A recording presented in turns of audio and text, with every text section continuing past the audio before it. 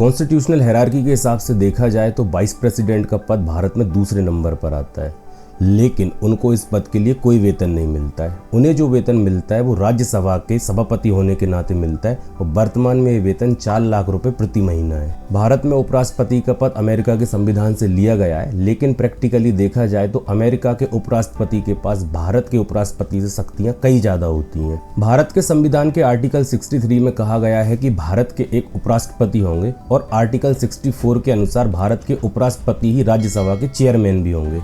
अगर vice president बनने के लिए क्वालिफिकेशन की बात की जाए तो उम्मीदवार का भारत का नागरिक होना जरूरी है, वह 35 साल की आयु पूरी कर चुका हो और वह राज्यसभा का सांसद चुने जाने के लायक हो।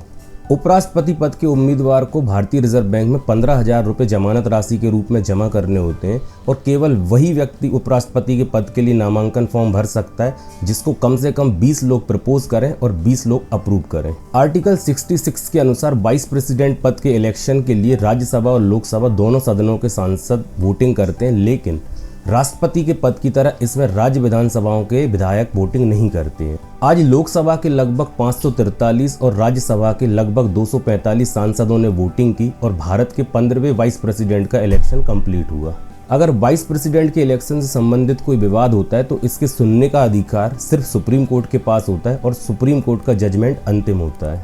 चुनाव जीतने के बाद उपराष्ट्रपति पद की शपथ राष्ट्रपति द्वारा दिलाई जाती है, जिसमें वे अपने पद की और संविधान की शपथ लेते हैं। अगर उपराष्ट्रपति के कामों की बात करें तो उनका मेन काम है राज्यसभा की बैठकों की अध्यक्षता करना।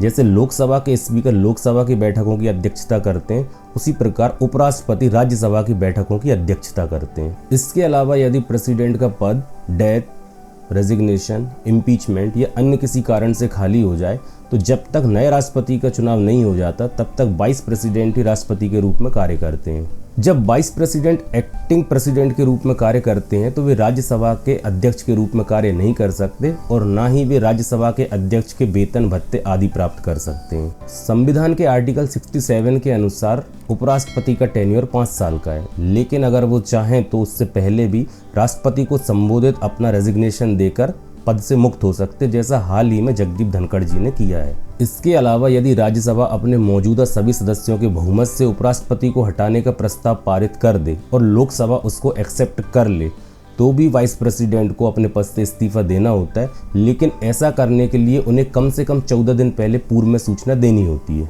यहाँ ध्यान देने वाली बात यह है कि उपराष्ट्रपति को हटाने का प्रस्ताव केवल राज्यसभा में ही लाया जा सकता है।